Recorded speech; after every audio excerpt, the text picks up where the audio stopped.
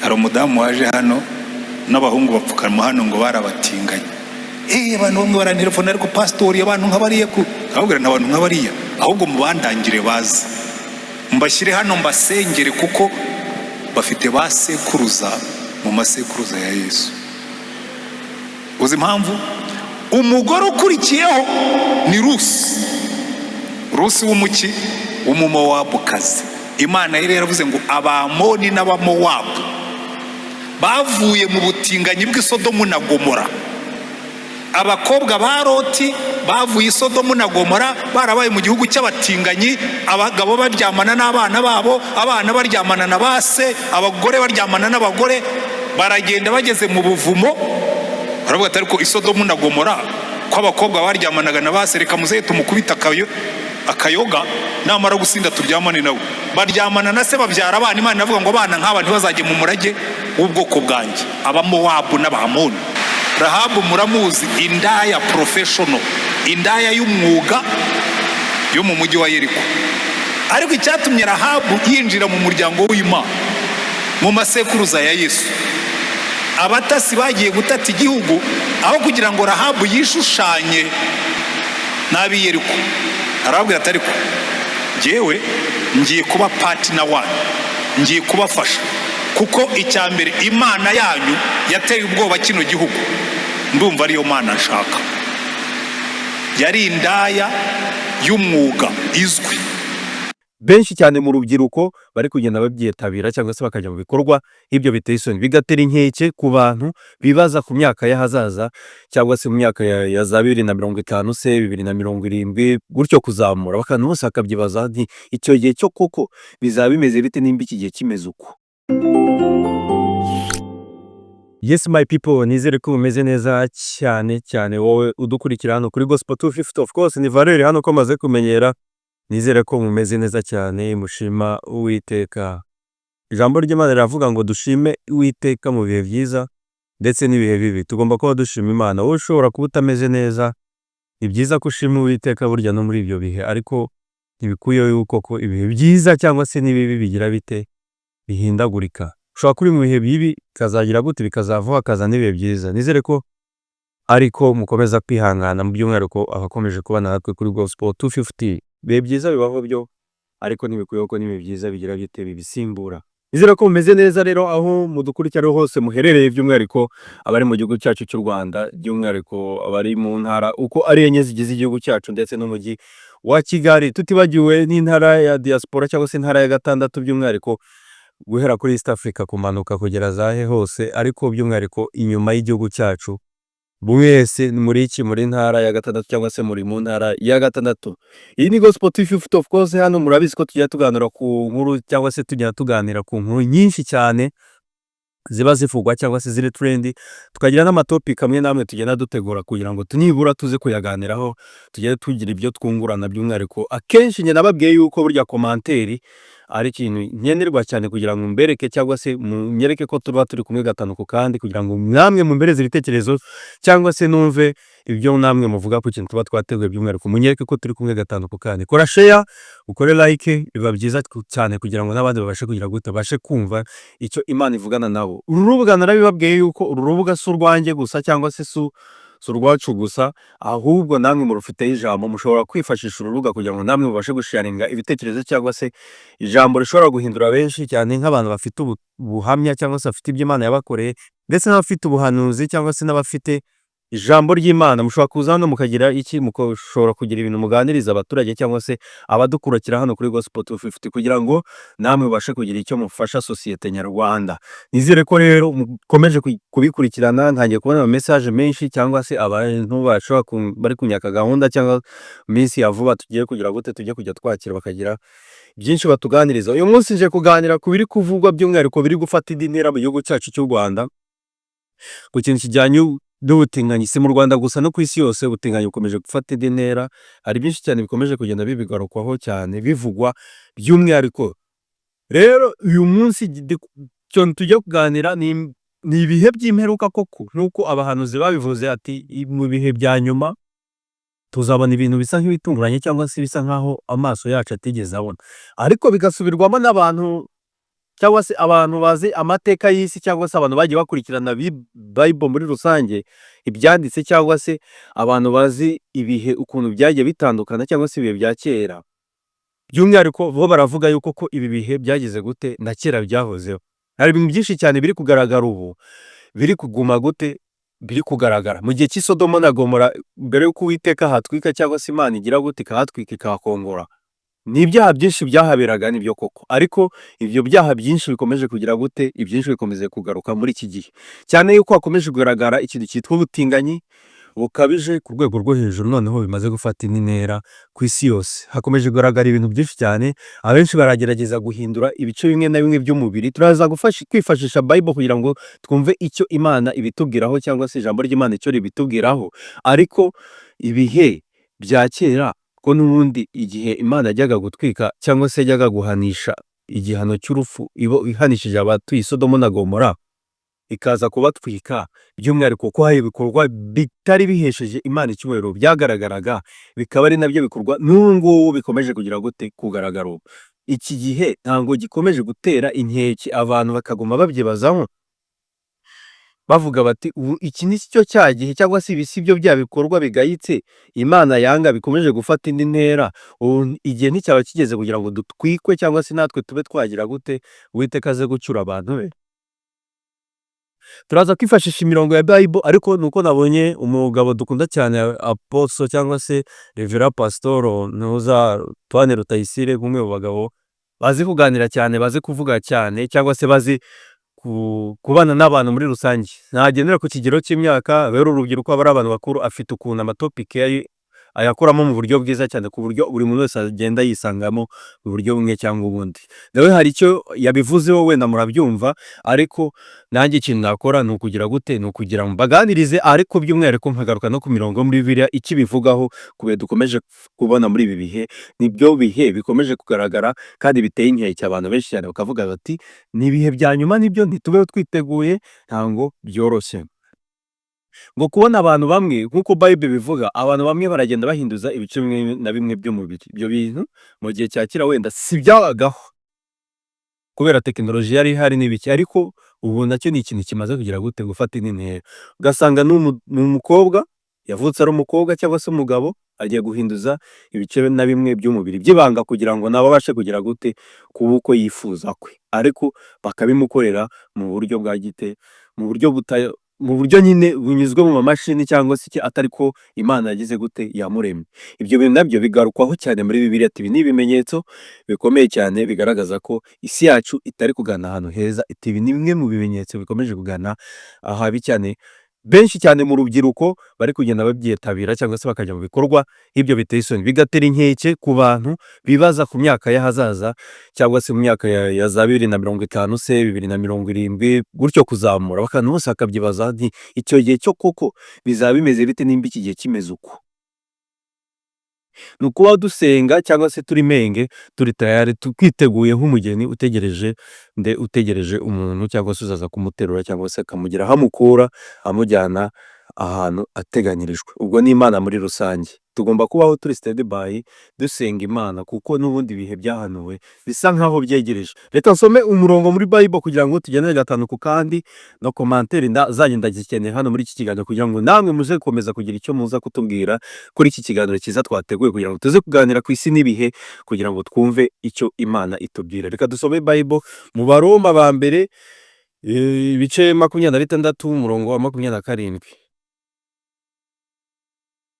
Oya, ni Abaroma igice cya mbere umurongo wa 26 kugera ku murongo wa 27, niho tujya gusoma ngo nicyo gituma Imana yaberetse bagakora ibiteye isoni, abagore babo bahindura imikoreshereze y'umubiri kamere bakayihindurira uko itari kamere. Ubwo ni ukuvuga ngo nimwe nahoze mbabwira nti ibihe bya kera cyangwa se uko umuntu yavutse, ukavuka uri umuhungu se cyangwa umukobwa, ariko ukanyurwa nuko Imana yakuremye, ukavuga ati se kubera iki Imana itangiza umugore cyangwa se kubera iki Imana itangiza umugabo, wowe ugahinyuza Imana yakuremye uko ugashaka kugira gute, ugashaka kujya guhinduza ibice byawe by'umubiri kugira ngo nawe uze kumera uko wifuza. Niko ijambo ry'Imana rivuga. Reka nkasubiremo neza. Nicyo gituma Imana yabaretse bagakora ibiteye isoni. Abagore babo bahindura imikoreshereze y'umubiri kamere bakayihindurira uko itari kamere. Aha ni mu Baroma igice cya mbere umurongo wa 26 kugera ku murongo wa 27. Nuko n'abagabo barekanye n'imikoreshereze yabo biringira abagenzi babo bahuje ibitsina. Uyu ni umwe mu mirongo isobanutse cyane ivuga ku butinganyi hagati y'abagabo n'abagore y'ikintu cyavuye cyangwa se ku izina ry'Imana. Murumva biteye isoni.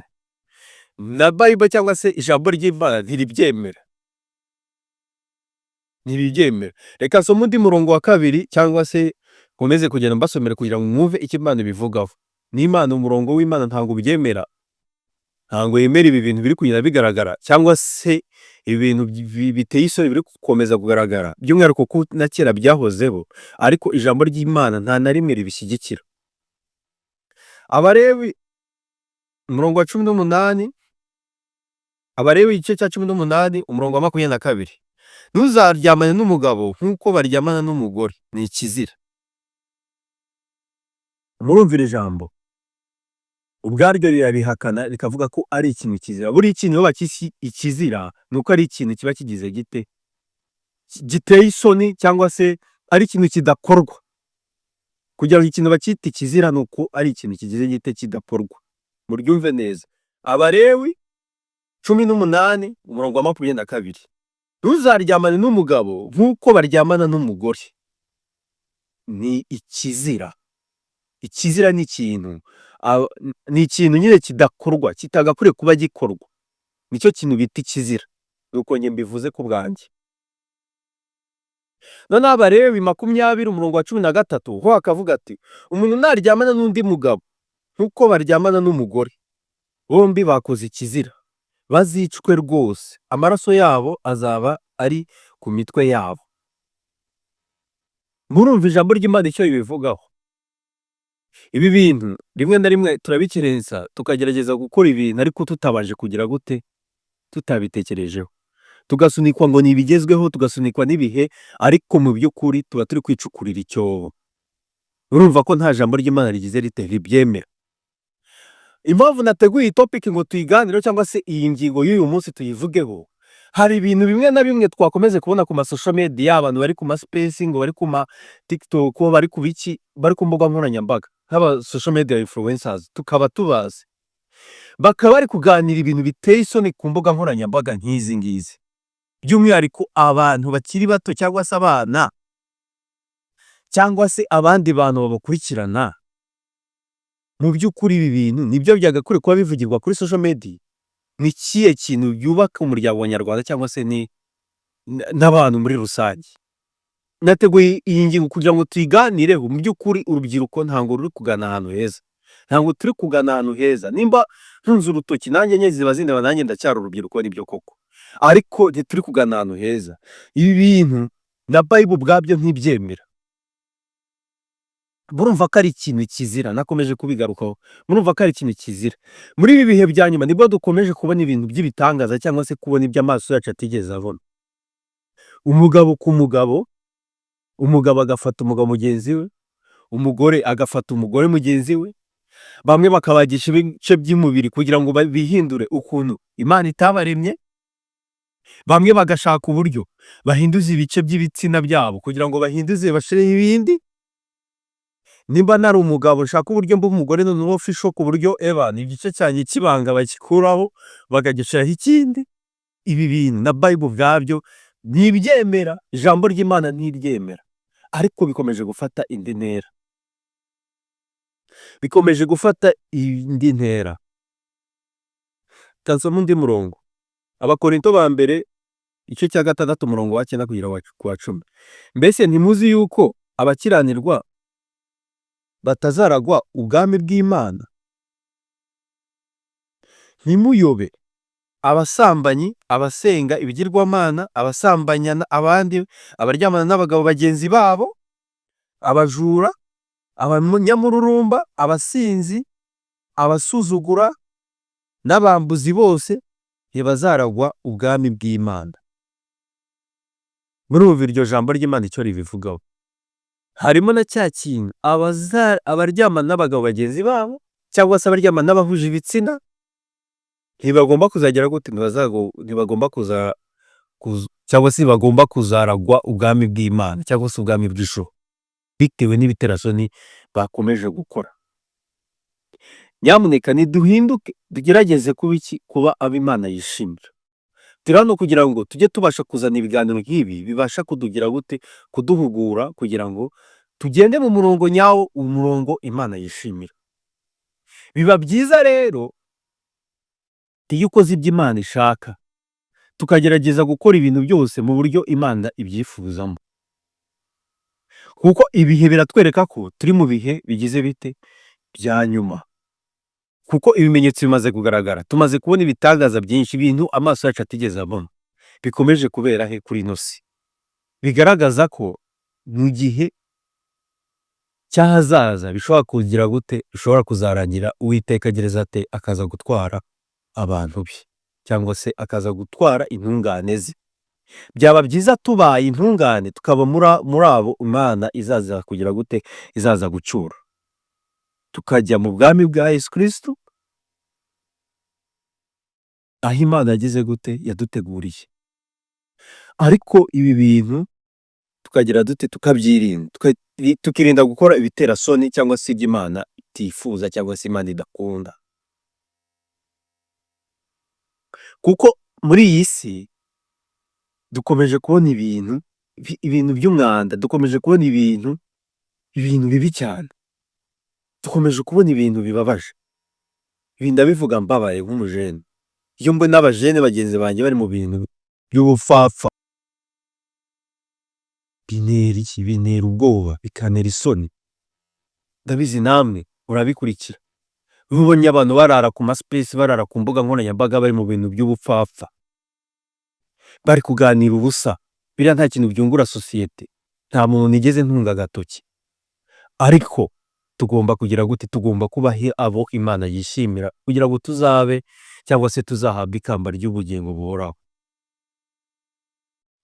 Reka mwumve Antoine Rutayisire nawe icyo abivugaho, then tuzagaruke mu kiganiro cyo gutaha. Mukomeze mudukurikire cyangwa se mukore subscribe, kandi nawe ufite ikiganiro waza gutanga aha mukomeze munyandikire kugira ngo ngende baha iminsi, namwe muzaze mugire mute, muzaze mugire ibyo mutuganiriza kugira ngo tujye tubana umunsi ku munsi kandi tugire ibyo tuganira bifasha sosiyete nyarwanda. Murakoze cyane rero ya Gospel 250. Icyatumye Yesu akavuka mu muryango nk'uriya kwari ukugira ngo ashyire iherezo kuri karande z'ibyaha. Mureba abagore barimo hano, ariko buriya aba bagore nibo babisobanura neza. Umugore wa mbere tubonamo ni Tamari. Inkuru ya Tamari murayibuka, abeshya sebukwe bararyamana, amubyaraho abana babiri mu basekuruza ya Yesu.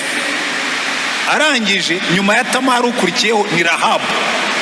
Rahabu muramuzi, indaya professional, indaya y'umwuga yo mu mujyi wa Yeriko. Ariko icyatumye Rahabu yinjira mu muryango w'Imana mu masekuruza ya Yesu, abatasi bagiye gutata igihugu, aho kugira ngo Rahabu yishushanye n'ab'i Yeriko, arababwira ati ariko njyewe ngiye kuba partner wanyu, ngiye kubafasha, kuko icya mbere Imana yanyu yateye ubwoba kino gihugu, ndumva ariyo Mana nshaka. Yari indaya y'umwuga izwi. Arabwira ati ariko jewe Imana yanyu narayumvise, uyu mujyi wose yawukuye umutima, n'umwami asigaye ajya kuri toilette bamuherekeje. None ndashaka ko iyi Imana yanyu izaba Imana yanjye. Haleluya. Kuko ibyaha waba warabayemo byose, mvuze byose, Imana yiteguye kubigukuramo. Ejo bundi ku cyumweru gishize hari umudamu waje hano n'abahungu bapfukama hano ngo barabatinganye. Abantu bamwe barantelefona, ariko pastori abantu nk'abariya ku, ahubwo n'abantu nk'abariya, ahubwo mubandangire bazi mbashyire hano mbasengere, kuko bafite basekuruza mu masekuruza ya Yesu. Uzi impamvu? Umugore ukurikiyeho ni Rusi w'umuki, w'umumowabukazi. Imana yari yaravuze ngo Abamoni n'Abamowabu bavuye mu butinganyi bw'i Sodomu na Gomora. Abakobwa ba Loti bavuye i Sodomu na Gomora, barabaye mu gihugu cy'abatinganyi, abagabo baryamana n'abana babo, abana baryamana na base, abagore baryamana n'abagore. Baragenda bageze mu buvumo, baravuga ati ariko i Sodomu na Gomora ko abakobwa baryamanaga na base, reka muze tumukubita akayoga, namara gusinda turyamane nawe. Baryamana na se, babyara abana. Imana inavuga ngo abana nk'aba ntibazajye mu murage w'ubwoko bwanjye, Abamowabu n'Abamoni. Ariko Rusi abonye Nawomi, aramubwira ngo Nawomi, ndagukurikira, umpaye uburyo ninjira muri kiriya gihugu cy'amasezerano. Imana yawe izaba Imana yanjye, aho uzagwa niho nzagwa. Imana iravuga ngo yes, uyu mugore uvuka mu batinganyi mumwinjize mu masekuruza ya Yesu, kugira ngo bamenye ko nabo bashobora kuvayo bagakizwa. Ikibazo buri Imana ifitanye n'abatinganyi murakizi. Muri Amerika n'i Burayi babigize umuco. Iyo babwiye ngo bave mu byaha barakubwira ngo ntibishoboka. Ahubwo bariya yewe wazabanyegereza nk'abasengera bakabona Yesu, bakuzura umwuka, bikereka abandi ko bishoboka kubivamo. Kuko icyo ni Imana ishaka. Icyatumye yemera ko Rusi uvuka mu batinganyi b'Abamowabu n'Abamoni yinjira mu masekuruza ya Yesu, ni ukugira ngo nabo bajye bibonamo, bavuge ngo birashoboka kwinjira mu masekuruza ya Yesu, birashoboka kwinjira mu gisekuruza cy'Imana, birashoboka kwinjira mu masezerano. Haleluya. Buri muntu wese ushobora kuvuga afite amasekuruza hano mu gisekuruza cya Yesu, afite umuhagarariye. Abanyamahembe n'abanyabitega muzasoma ubuzima bw'uriya mwami witwa Manase. Ibigirwamana byose bibaho yari abifite. Ngo yaraguzaga ibicu, ngo akaraguza inyenyeri, ngo akaraguza urugimbu, ngo akaraguza ibintu byose. Ariko Imana irangira ngo nawe mumushyiremo, kuko Yesu azamucungura.